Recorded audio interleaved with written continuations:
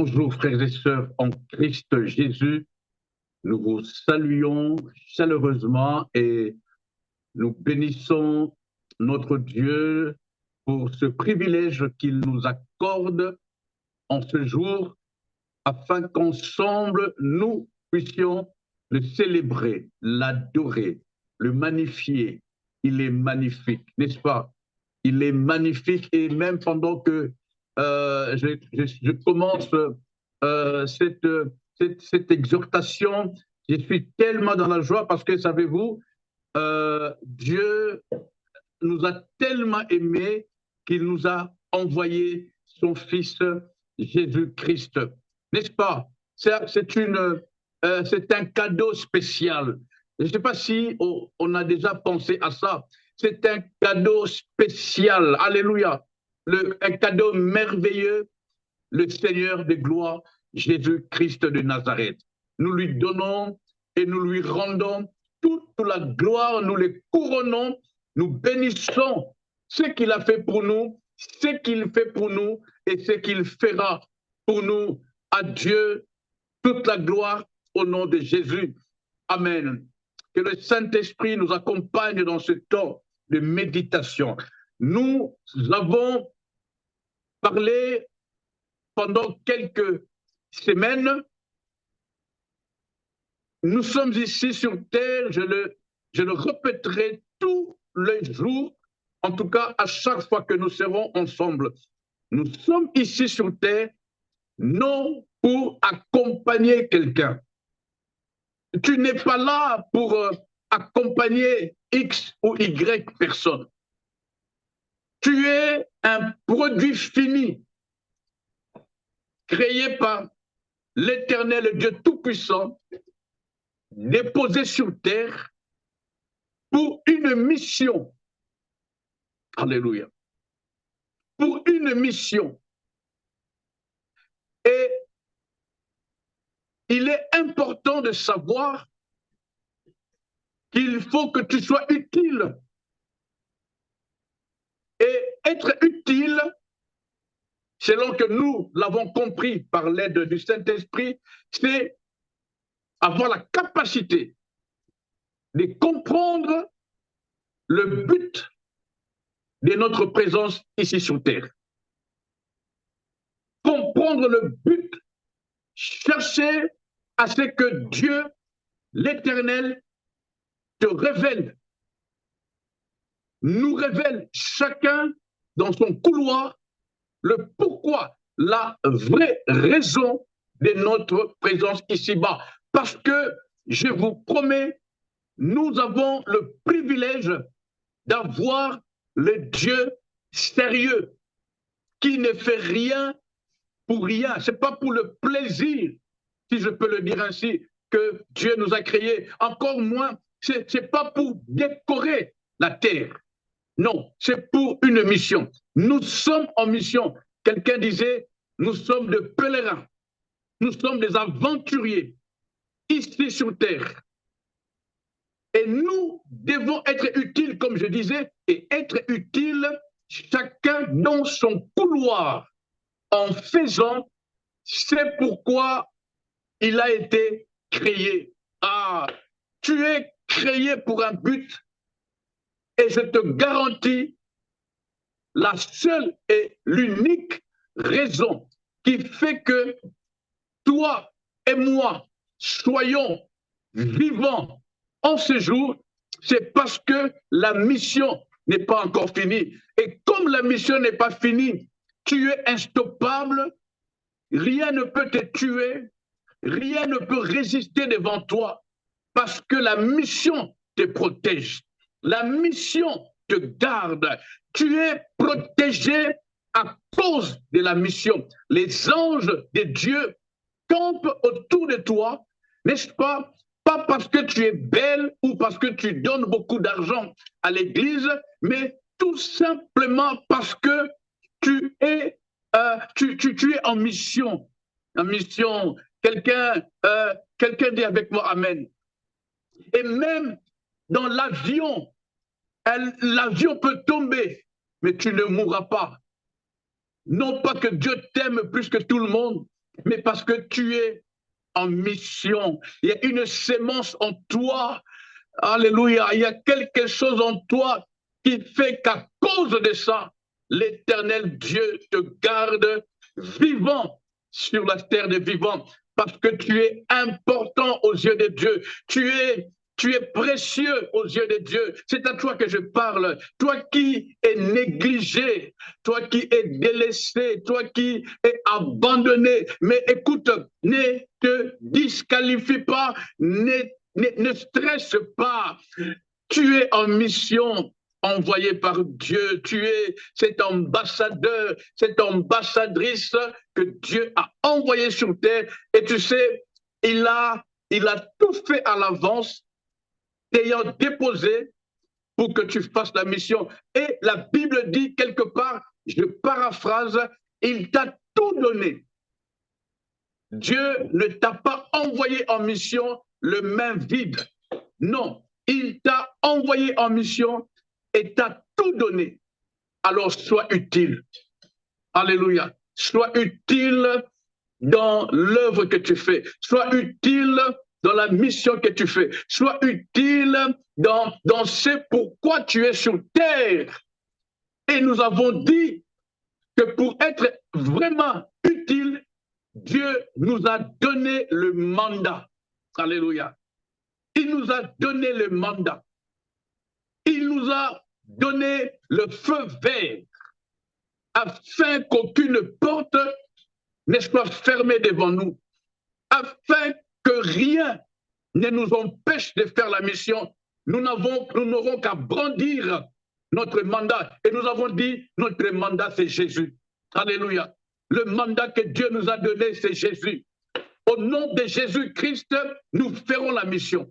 Au nom de Jésus-Christ, nous ferons des exploits. Au nom de Jésus-Christ, nous irons de ville en ville, des lieux en lieu, pour faire ce pourquoi Dieu nous a envoyés. Alors, ces mandats, en étant utiles, c'est ce que j'appelle la capacité de travailler avec le Saint-Esprit. Le Saint-Esprit qui est l'outil par excellence pour accomplir la mission. Et aujourd'hui, je voudrais nous amener petit à petit dans autre chose, toujours par rapport à nous, en rapport avec notre Dieu. Le moyen par excellence pour accomplir la mission, pour bien faire la mission, pour répondre aux attentes de Dieu, c'est que nous soyons remplis du Saint-Esprit, que nous soyons totalement, entièrement remplis de l'Esprit de Dieu, de l'onction de Dieu. Selon qu'il est écrit, nous sommes loin pour une mission. Nous sommes loin, non pour rester dans notre salon, nous sommes loin pour. Alléluia. Je ne sais pas si quelqu'un me comprend. Nous sommes loin. Tout celui qui a le mandat, il est d'office loin. La Bible déclare, là où est le Seigneur, là est l'Esprit. L'Esprit vient quand tu as ton mandat, afin de t'accompagner dans ta mission. Le Saint-Esprit est très capital pour l'accomplissement de la mission. C'est ce que nous allons voir aujourd'hui par la grâce de notre Seigneur, notre Dieu. Je veux vous inviter à prendre vos Bibles si vous les avez. Vous savez, je ne viens jamais le main vide. Je l'ai toujours dit, j'ai toujours ma Bible avec moi. Nous lirons deux passages dans le livre de Jacques, Jacques chapitre 4, le verset 1er. Jacques chapitre 4, le verset 1er. Et juste après, nous allons juste à côté, dans le premier livre de Pierre, n'est-ce pas? Dans la première épître de Pierre, au chapitre 2, et nous lirons le verset 11. J'ai fait la lecture. Jacques chapitre 4, verset 1er, il est écrit, d'où viennent les luttes et d'où viennent les querelles parmi vous? N'est-ce pas de vos passions qui combattent dans vos membres? 1 Pierre, juste à côté, après Jacques, 1 Pierre, chapitre 2e, nous allons lire le verset 11e. Je fais la lecture au nom de Jésus. Bien-aimés, je vous exhorte comme étrangers et voyageurs sur la terre à vous abstenir des convoitises charnelles qui font la guerre à l'âme. Parole du Seigneur, quelqu'un dit Amen.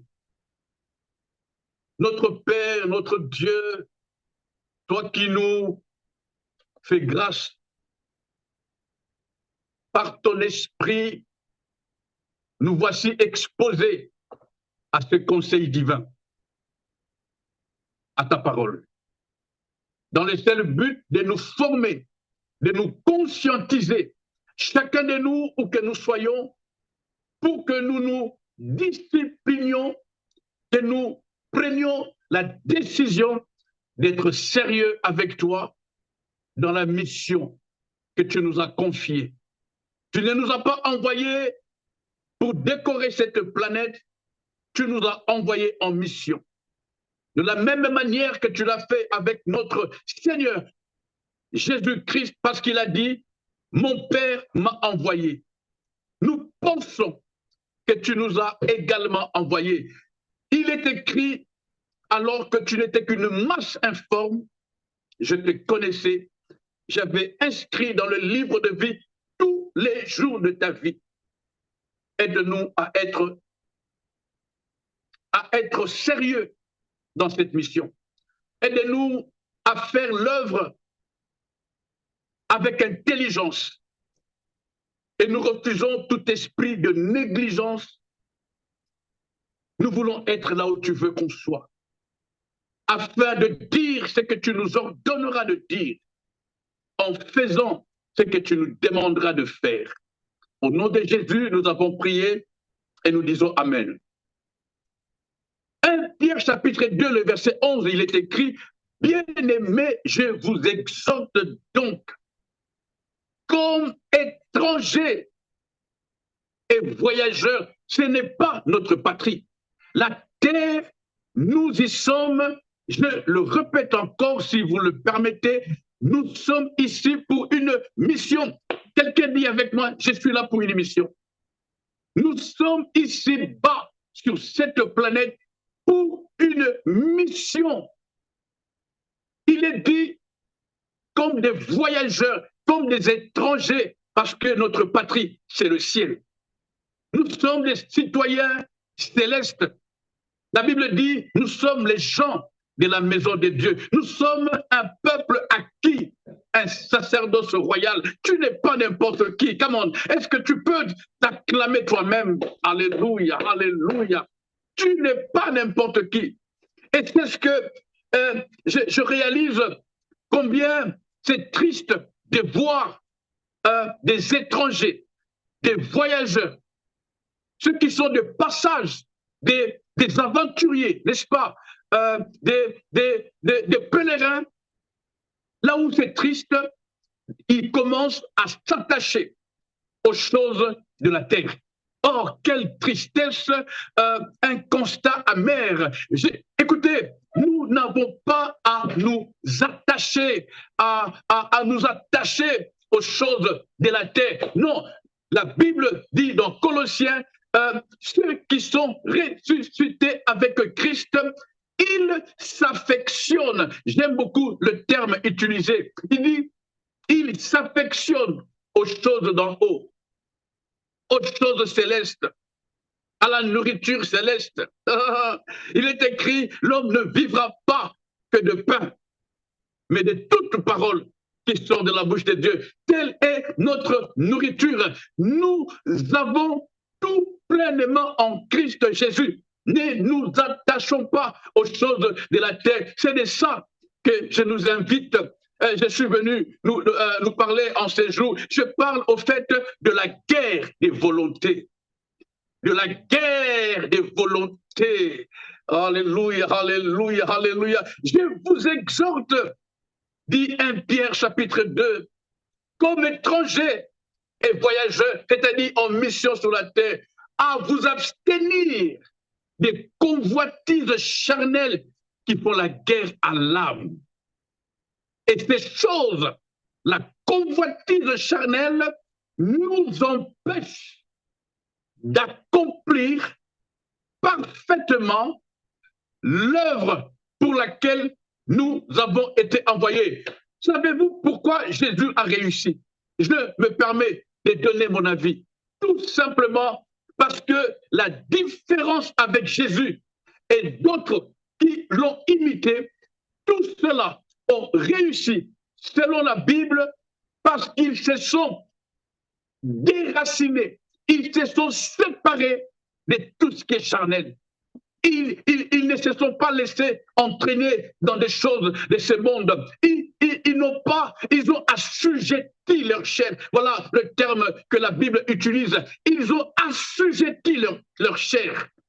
Ils ont soumis leur chair à Dieu. Et quelqu'un disait en la personne de Job, Job a dit, j'ai fait plier ma volonté à la sienne, c'est-à-dire non pas ce que je veux, mais comme tu veux. C'est ce que Jésus avait dit à Gethsemane. Jésus a dit, Père, éloigne si tu peux cette coupe. Et Jésus a mis une virgule, parce que sinon, l'histoire du monde allait changer. Jésus a mis une virgule et il a dit, non pas comme je veux, mais comme toi tu veux. Ici est l'heure de comprendre qu'un des grands problèmes qui nous freine, qui nous empêche d'être excellents, qui nous empêche d'être à fond dans la mission, qui nous empêche de vivre les fruits de la mission, c'est que il y a une guerre de volonté. C'est ce que Jacques dit, hein, le passage que nous avons lu, qui dit d'où viennent les luttes. Jacques chapitre 4, verset 1er. D'où viennent les luttes? D'où viennent les querelles parmi vous? N'est-ce pas de vos passions qui combattent dans vos membres? Alléluia, laissez-moi revoir ça. Jacques, où est mon Jacques? Alléluia. Pendant que la régie nous affiche ce passage, je veux relire ça, il dit, Jacques dit, chapitre 4, d'où viennent les luttes et d'où viennent les querelles parmi vous? N'est-ce pas de vos passions qui combattent dans vos membres? N'est-ce pas de vos passions, de vos pulsions? Et plus loin, Jacques dira, vous demandez et vous ne recevez pas parce que vous demandez mal dans le but de satisfaire vos passions, vos pulsions. Non, un conseil en tant que frère, un conseil pour nous permettre de faire la mission, de bien faire la mission, c'est que tout en nous soit centré sur Jésus, tout en nous soit orienté vers le ciel. Nous travaillons, si vous vous rappelez, nous travaillons avec l'outil que j'appelle l'outil par excellence, le Saint-Esprit. C'est lui qui nous aide à accomplir la mission. C'est par lui que nous allons accomplir la mission. Et il y a une guerre. L'esprit ne peut pas nous amener dans des choses terrestres, des choses charnelles, pour accomplir une mission céleste. Alléluia. Seigneur, aide-nous à comprendre ces choses. Moi, le premier, aide-nous à comprendre ces choses. Aide-nous, Seigneur, à comprendre ces choses. Je prie au nom de Jésus-Christ. Nous serons couronnés quand nous aurons bien fait notre mission. Dieu n'a pas d'enfant chéri. Dieu n'a pas de famille favorite. Dieu n'a pas d'église chérie. Dieu est avec tout celui qui se décide de bien faire la mission en invoquant le Saint-Esprit, en faisant appel au Saint-Esprit pour l'accomplissement de la mission, pour bien faire la mission. Et c'est là que la Bible dit aux vainqueurs, aux vainqueurs, tu ne peux pas vaincre sans le Saint-Esprit. Tu ne feras pas la mission comme il se faut sans le Saint-Esprit. Impossible. Je dis cela avec autant de conviction parce que, croyez-moi, j'ai passé des années sans associer le Saint-Esprit, ou plutôt sans m'associer au Saint-Esprit, et je ne faisais que de bruit. Nous étions tout un groupe, nous faisions de bruit, mais il n'y avait pas de résultat. C'est une grâce que de comprendre ces choses. Je me place ici devant vous, non avec un titre, mais tout simplement comme un canal que le Saint-Esprit utilise afin de te donner ses conseils divins, parce que je crois en toi. Oui, je crois en toi, puisque tu es vivant. La Bible déclare, même un chien vivant vaut mieux qu'un lion mort. Tu n'es pas là parce que, écoute, tu es en mission, tu es en mission, tu es rempli, que le Saint-Esprit te convainc de cela. Tu n'es pas ici pour te réveiller à 4 heures du matin, courir dans les métros, aller travailler et puis aller après faire des courses, rentrer à la maison, faire à manger et puis non, tu es en mission, une mission royale, une mission divine, une mission, oh, acclame-toi parce que tu as été choisi pour cette mission. Acclame pour toi-même. Acclame pour toi-même. Tu n'es pas n'importe qui, je le dirai, je crois, 10 000 fois. Tu es en mission. En mission. Alors, ces passions qui combattent dans vos membres, c'est-à-dire qui créent une guerre d'où nous parlons de la guerre des volontés, de la guerre des volontés. La volonté, le plan de Dieu, le plan de Dieu, le pourquoi de ta présence, c'est tout ce qu'il nous faut. Chaque matin, je dis à Dieu, pourquoi suis-je en vie aujourd'hui? Quelle est la raison de ma présence ici-bas? Beaucoup sont morts, d'autres sont partis. Même très jeunes, nous sommes en train de pleurer le fils d'un ami pasteur qui est parti, tout jeune.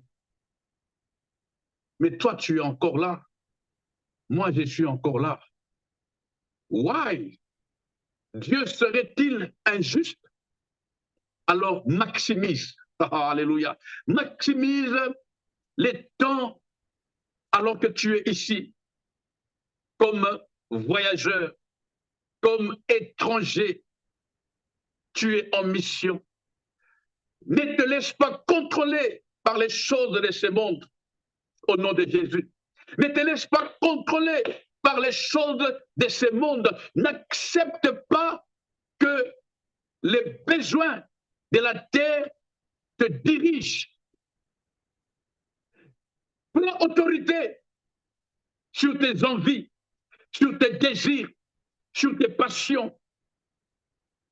C'est pourquoi, je l'ai dit, permettez que je le répète, c'est pourquoi Job a dit, je prie, je fais plier ma volonté aux paroles de sa bouche, c'est-à-dire à ce que l'Éternel a dit. Je me laisse diriger par ce que Dieu me dit de faire. En un mot, je me jésuifie. Je marche en mode Dieu veut. Le secret de la réussite, c'est de marcher en mode Dieu veut. Je le répète, le secret de la réussite, c'est de se décider à marcher en mode Dieu veut. Le secret de la réussite, c'est être sérieux avec le programme de Dieu. Il nous a formatés, il nous a formé un corps, il a déposé en nous un programme. Nous dépendons en quelque sorte de ce programme. Le respect de ce programme, c'est ce qu'on appelle le respect du contrat. Envoyés pour une mission et ne seront couronnés que ceux qui feront cette mission exactement comme il leur a été demandé. C'est ce que je suis en train de faire. Je me bats dans mon couple, avec mes enfants, dans ma vie de tous les jours, au travail, où que j'aille, je me bats pour ne pas être dans la distraction. Le monde s'est organisé pour nous distraire avec beaucoup de choses. Nous allons en parler. Nous avons commencé une petite série, n'est-ce pas, avec ce sous-thème de la guerre des volontés, parce que n'oubliez pas, notre thème principal, c'est être sérieux avec Dieu. Et aujourd'hui, c'est mieux, c'est magnifique, parce que être sérieux, c'est faire la volonté de Dieu. Croyez-moi, dans la guerre des volontés, il y a quelque chose que j'ai aimé que Jacques a dit. Vous pouvez lire si vous voulez. Vous devriez dire au contraire, si Dieu le veut, nous vivrons, nous ferons ceci ou nous ferons cela. C'est dans Jacques chapitre 4, le verset 15. Je prends juste la partie là. Il dit, vous devriez au contraire dire, si Dieu le veut, nous vivrons, nous ferons ceci ou cela. Parce que dans la guerre des volontés, il y a ce que Dieu veut. Il y a ce que le monde nous propose. Il y a ce que ta famille te propose. Il y a ce que ton conjoint te propose. Il y a ce que ta belle famille te propose. Il y a ce que le diable veut que tu fasses. Il y a ce que les amis veulent que tu fasses. Savez-vous que nous autres, quand nous étions jeunes, je ne suis pas fumeur. Mais quand j'étais jeune, vers le 15-18 ans, je m'étais retrouvé à fumer. Pourquoi? Mais c'est parce que tous mes amis fumaient. Tous mes amis, heureusement, ce n'était pas le marijuana ou quoi, c'était juste les cigarettes. Mais même ça, je n'aimais pas, d'abord parce que mes parents ne voulaient pas, je n'aimais pas fumer. Mais je me suis retrouvé à fumer tout en frimant. Hein, si il y a des jeunes qui comprennent cela, même des parents qui sont passés par là. Chacun a son histoire, n'est-ce pas? En tout cas, il y a des choses que j'ai faites parce que je voulais, mais il y a beaucoup que je fais. Si je ne le fais pas, je serai mal vu avec des amis. Ils vont me prendre pour un, comme on dit en français, ils vont me prendre pour un, n'est-ce pas, quelqu'un qui n'est pas branché. Voilà, qui n'est pas branché. Alors, pour rester à la page, j'étais obligé de fumer. Beaucoup font des choses parce qu'on les a imposées. Nous sommes ici en train de nous décider à faire les choix. Parmi toutes ces volontés que j'appelle de flèches qui sont tournées vers nous, parmi toutes ces choses que le monde nous impose, que la société nous impose, savez-vous qu'il y en a qui, à cause de la souffrance, ont pris des décisions charnelles. Ah, c'est facile à dire, mais c'est compliqué à vivre.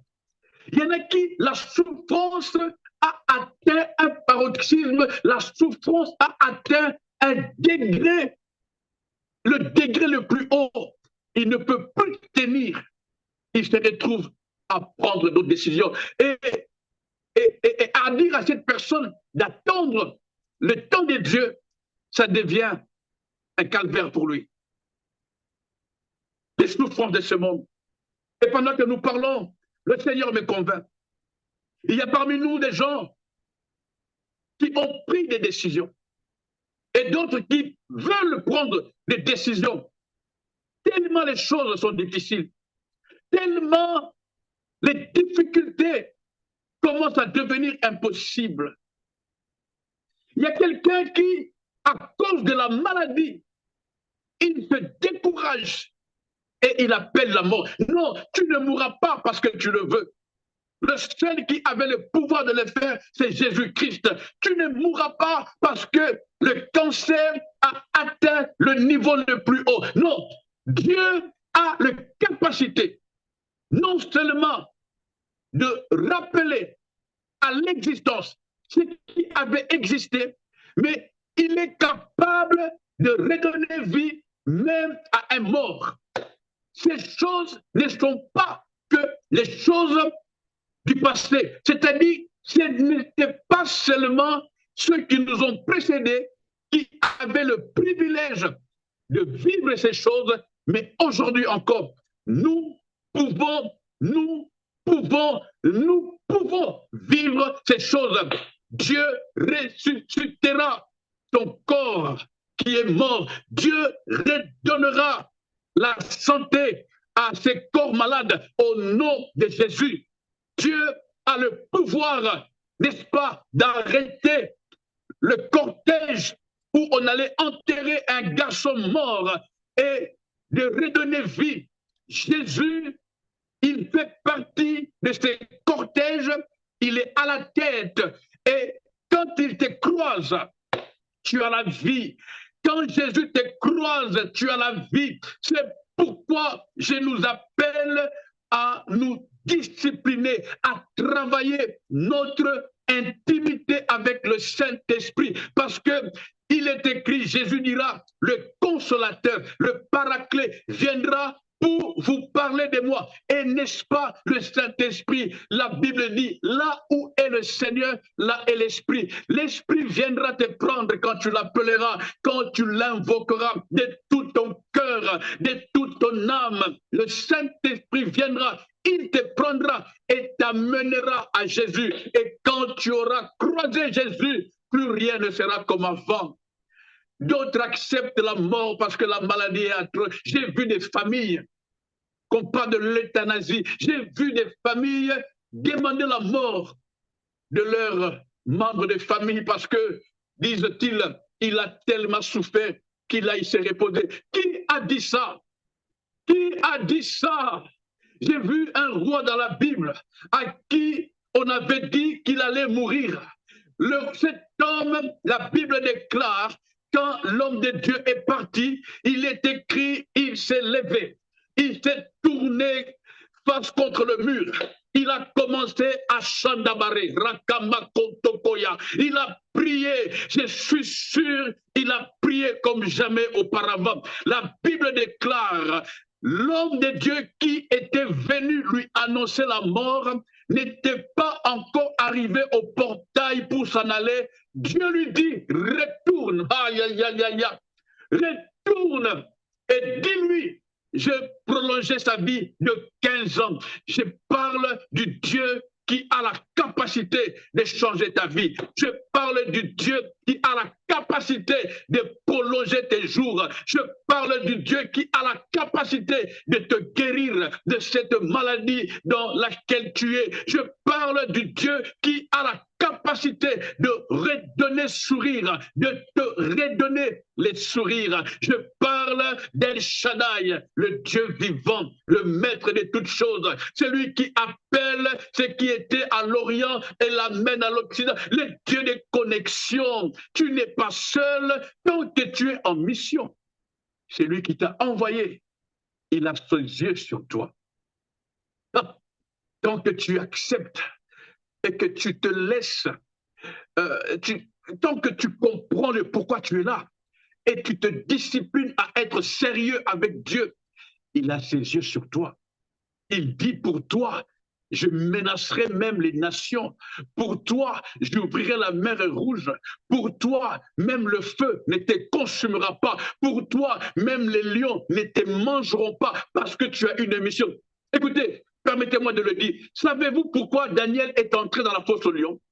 Ah, j'ai envie de me lever. Savez-vous, est-ce que quelqu'un parmi nous sait pourquoi Daniel est entré dans la fosse aux lions? Écoutez, selon ma petite compréhension, conduite bien sûr par le Saint-Esprit, la finalité de cette histoire, pour ceux qui connaissent l'histoire de Daniel, c'était qu'à la fin, les rois puisse proclamer que Dieu est le souverain. Le roi a dit à la fin, quand Daniel est sorti de la fosse au lion, le roi a dit, à partir d'aujourd'hui, on n'adorera plus aucun autre Dieu si ce n'est le Dieu de Daniel. À partir d'aujourd'hui, on ne prononcera plus les noms d'un autre Dieu si ce n'est le nom du Dieu de Daniel. Daniel n'était qu'un outil. Daniel était en mission. Sa mission, la partie de sa mission à cette histoire, c'était pour que le roi reconnaisse que le Dieu de Daniel est le puissant de Jacob, est le puissant d'Israël. Il est celui qui répond par les feux. Daniel n'était qu'une victime en responsable. C'est pourquoi Daniel était calme. Alléluia. Une particularité de ceux qui sont dans la mission divine, ils sont calmes. Ils sont calmes. Ils sont calmes. J'étais en train, humainement, ça arrive, et je n'ai pas honte de le dire, j'étais un peu stressé par rapport à quelque chose qu'on avait ici chez moi. Et puis, j'ai appelé mon épouse, elle m'a dit, sois calme, sois calme, c'est lui pour qui nous travaillons. Ah yes, celui pour qui nous travaillons est au contrôle. Il est sur le trône. Il n'est pas agité. Il n'est pas surpris. Non, le Dieu que nous servons n'est jamais agité. Il n'est jamais surpris. Et non, Dieu, la Bible déclare, il est l'alpha et l'oméga. Ah, laissez-moi rentrer dans le message. Que rien ne te pousse à prendre de mauvaises décisions. J'ai vu quelqu'un voler dans un magasin de la nourriture. J'ai dit, pourquoi? Il dit, il est au chômage, ça faisait 8 ans. Il n'arrivait plus à manger. Il devait voler pour manger. Oh, que rien! Ah, c'est vrai, c'est facile de le dire, mais je suis passé par là. Je ne prêche jamais ce que j'ai entendu, je prêche le vécu. Quand nous sommes dans la jésufiabilité, plus rien ne peut tenir devant nous. Même la mort, la Bible déclare, ceux qui attendent ta mort attendront longtemps.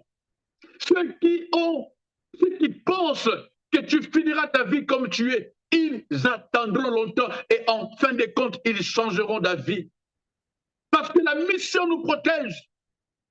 Quand Paul partait en mission pour Jérusalem, à un moment donné, il y a eu un naufrage. Paul s'en est sorti. Et puis, un serpent qui vient le mordre.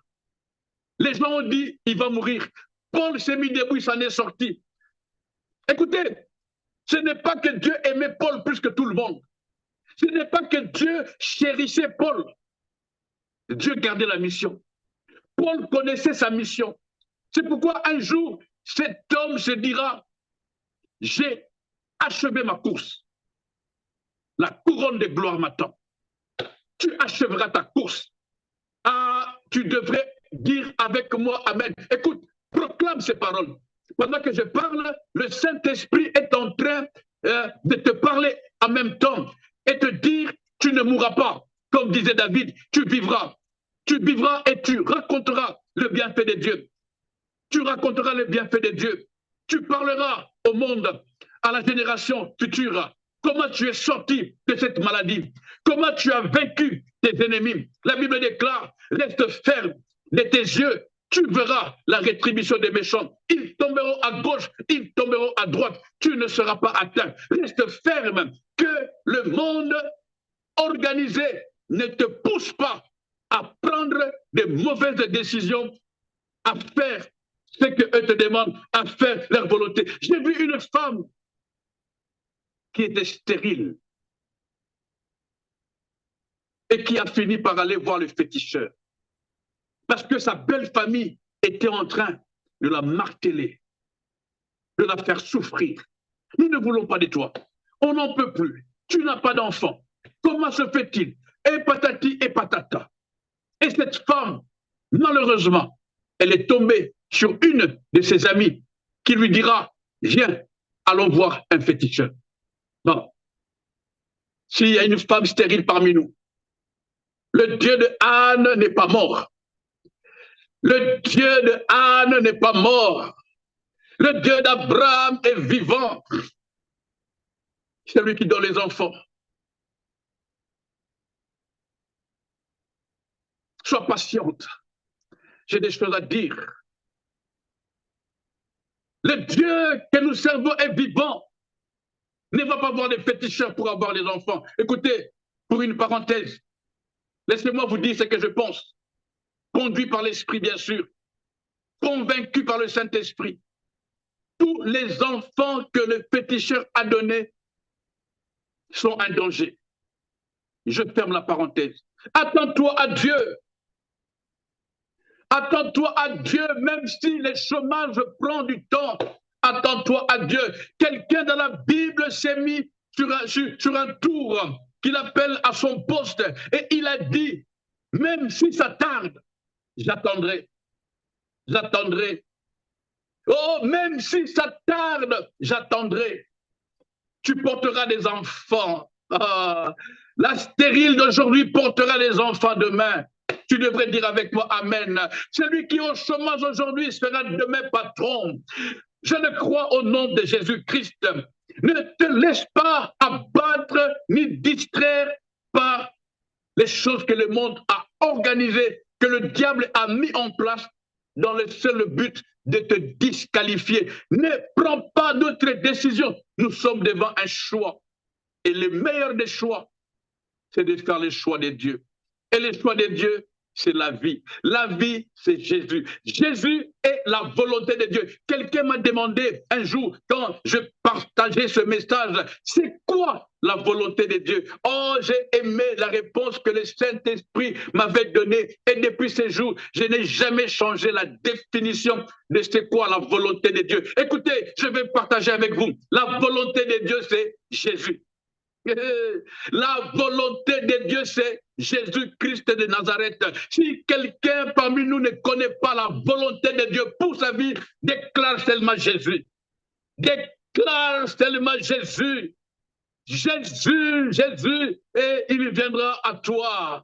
Il va permettre, comme il a dit dans la parole, il va te permettre de creuser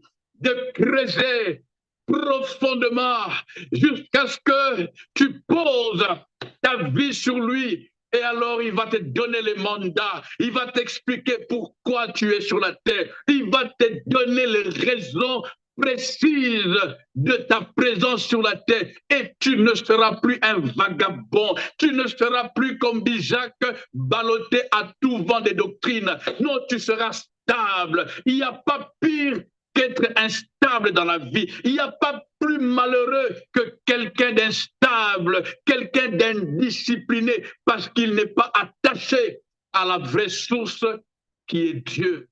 Tu ne seras plus léger. Je suis en train de déclarer ces paroles pour toi.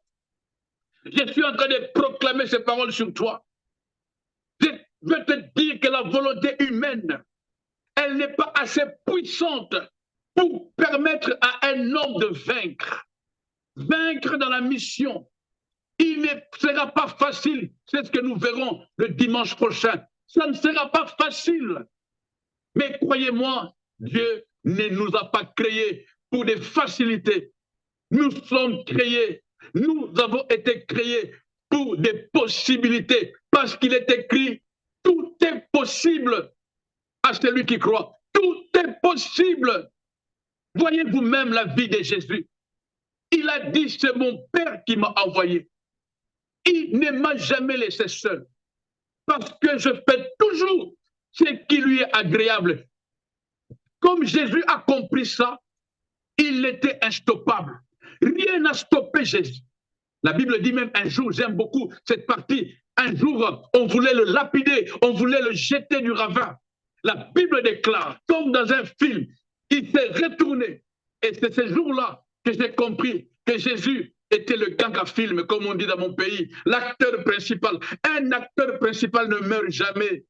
Même si on le tire, il va esquiver les balles. Même devant les zombies, on pourra manger tout le monde, mais toi, on ne te mangera pas. Parce que tu es l'acteur principal. Tu es l'actrice principale. Sans toi, il n'y aura pas de mission. La mission prend vie, la mission prend forme, parce que toi, tu es là. Jésus, la Bible dit, il s'est mis debout, il s'est retourné et il est passé au milieu de ceux qui voulaient le jeter du ravin, qui voulaient le lapider. À cause de la mission, quand tu es vrai, quand tu es sérieux dans ce que tu fais, quand tu ne te laisses pas distraire par les choses de ce monde, quand tu ne t'embarrasses pas des affaires de ce monde, quand tu n'es pas dans la confusion avec le sexe, la drogue, l'alcool, des sorties nocturnes, quand tu te disciplines dans la méditation de la parole, quand tu te disciplines dans ta marche, dans ton intimité, quand tu veilles sur ton intimité avec Dieu, quand tu prends au sérieux l'œuvre de Dieu, quand tu t'affermis, quand tu te fortifies, c'est pourquoi il a dit, fortifiez-vous dans tout ce que Dieu t'a dit. Tu es imbattable. Le terme que Jésus a utilisé, tu es inébranlable. La volonté humaine ne pourra pas t'aider, n'est pas assez puissante pour te permettre de vaincre. Il te faut la volonté de Dieu. Il te faut la volonté de Dieu. Il faut le Saint-Esprit pour que tu arrives à vaincre. Car sous la mission, il y aura des embûches. Sur la mission, il y aura des embûches. C'est de ça que nous parlerons le dimanche prochain. Romains, pour terminer, déclare, tous ceux qui sont conduits, c'est ce que je veux qu'on retienne, tous ceux qui sont conduits, Romains chapitre 8, verset 14, tous ceux qui sont conduits, j'aime beaucoup ces mots-là, conduits, conduits. La Bible dit, pas le pasteur, pas le bishop, pas la prophétesse. Non, la Bible n'est pas titrologue. Non, non, la Bible ne s'attarde pas trop sur la titrologie, n'est-ce pas? La Bible dit tous, c'est-à-dire celui qui est conduit. Tu peux être un citoyen normal, mais dès lorsque tu es conduit, c'est ça que j'aime, le terme là, conduit. La Bible, je ne sais pas si vous le savez, nous sommes une bande de quiconque. La Bible dit quiconque. Tous ceux qui sont conduits, selon Romains chapitre 8, verset 14, tous ceux qui sont conduits par l'Esprit de Dieu sont fils de Dieu. Et être conduit par l'Esprit de Dieu, c'est le seul moyen d'arriver à faire la volonté de Dieu. Avec le Saint-Esprit, l'outil par excellence, tu ne vas pas échouer. C'est là où j'ai compris, avec Dieu, il n'y a pas d'échec. Avec Dieu, il n'y a que des hommes ou des femmes qui abandonnent. Abandonner est un choix. Persévérer, le terme biblique, persévérer est aussi un choix. Le seul moyen d'abandonner, c'est de ne plus croire en Dieu. D'où intervient la notion de la foi. Nous en parlerons. Et la seule possibilité de persévérer, comme je suis en train de le faire dans mon parcours par rapport à ma mission, c'est parce que je crois en Dieu. Si je ne croyais pas en Dieu, je n'allais pas persévérer, j'allais abandonner. C'est pourquoi, avec le peu d'expérience, dans la connaissance de ces choses, quand je vois quelqu'un qui abandonne, avant, je le critiquais, mais maintenant, j'ai la compassion. Je l'amène comme je suis en train de te fortifier. Toi qui es là, toi qui voulais abandonner. Il y a même quelqu'un qui veut divorcer. Non, ne divorce pas. Le Dieu des cieux, l'Éternel, Dieu Tout-Puissant, a les capacités de ramener l'amour qu'il y avait entre toi et ta femme, de ramener la paix et la joie qu'il y avait entre toi et ton mari, et de vous donner l'accès de vivre mieux qu'avant. Ah, mieux qu'avant, il est dit, la pluie de la deuxième saison sera plus puissante que c'est de l'arrière. N'abandonne pas. N'abandonne pas les situations qui nous arrivent, d'autres que Dieu permet, et d'autres qui sont là parce que le monde s'est organisé pour nous faire du mal. Mais tu es un vainqueur. La Bible parle de vainqueur. Abstiens-toi des convoitises charnelles. Colossiens l'a dit, je l'ai dit au début, tous ceux qui sont ressuscités avec Christ. Et même la version vraie dit, si donc vous êtes ressuscités avec Christ, affectionnez-vous. D'autres versions disent, recherchez les choses d'en haut. Que rien sur cette terre ne nous amène à la perte. C'est ce que Hébreu dira. Nous ne sommes pas de ceux qui se retirent pour se perdre, mais nous sommes de ceux qui, en gardant notre foi, nous continuons la marche. Pourquoi? Parce que celui qui a fait la promesse est fidèle. La Bible dit, sa renommée, sa croix, de génération en génération, à cause de sa fidélité. Je parle avec autant de force parce que je crois en Dieu, le Père Tout-Puissant, le Créateur du ciel et de la terre. Je crois en Jésus-Christ, son Fils unique. Je crois dans le Saint-Esprit. Je crois que je suis sur terre pour une mission précise, qui n'est pas la mienne, mais la mission de Dieu. Et je ne la fais pas moi-même. C'est Dieu qui l'a fait au travers de moi. Tout ce dont Dieu a besoin, c'est que je sois disponible et disposé, en étant sérieux, en m'approchant chaque jour près de lui, en cherchant ses conseils, dans la méditation de la parole, dans la lecture de la Bible, dans la prière. Où que j'aille, au volant, dans la salle de bain, au travail, même devant des clients, il m'arrive de sortir une prière dans mon cœur. Prie en langue tant que tu peux, afin de te fortifier. Oh, alléluia. Nous avons commencé cette sous-série sur la guerre des volontés, parce que parmi tous ceux qui ont abandonné, une des raisons, c'est que beaucoup ont fait des mauvais choix. Beaucoup ont été conduits en erreur. Beaucoup n'ont pas consulté le plan de Dieu. Beaucoup n'ont pas cherché les conseils du Saint-Esprit. Beaucoup, même sans le vouloir ou inconsciemment, ont embrassé d'autres directions qui n'étaient pas celles qu'il fallait.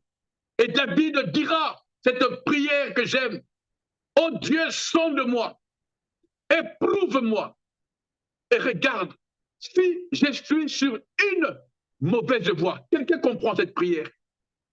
Sonde-moi, Seigneur, éprouve-moi et regarde si je suis sur une mauvaise voie et conduis-moi, s'il te plaît, sur la voie qui mène à toi. C'est dans la voie qui mène à Dieu que nous serons efficaces. C'est en demeurant dans la voie qui mène à Dieu que nous accomplirons pleinement la mission. C'est dans la voie qui mène à Dieu que nous serons inébranlables. Et cette voie a un nom. Cette voie s'appelle Jésus. La voie qui mène à Dieu s'appelle Jésus-Christ. Jésus-Christ de Nazareth. Pour toi qui as prié avec nous en ce dimanche, je prie, alors que nous ne sommes qu'au 3e mois de cette année 2023, que le Seigneur illumine ton intelligence, que le Seigneur te convainc de la vraie raison de ta présence ici-bas, que le Seigneur te donne les capacités à ce que tu t'accroches au Saint-Esprit pour te donner la capacité de persévérer, d'être calme. Selon qu'il est écrit, c'est dans le calme et le repos que sera votre force.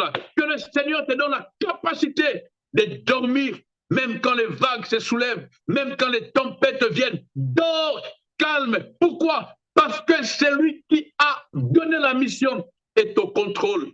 Il ne dort ni ne sommeille, selon que la Bible dit. Il ne dort ni ne sommeille. Il est omnipotence, il est omniscience, il est puissant. Il garde ta maison maintenant. Il garde ta maison. Maintenant, le Seigneur est en train de parler à ton cœur. Le Saint-Esprit est en train de parler à ton cœur. Toi, femme, où que tu sois, messieurs, où que tu sois, même jeune homme, jeune fille, le Seigneur est en train de parler à ton cœur maintenant.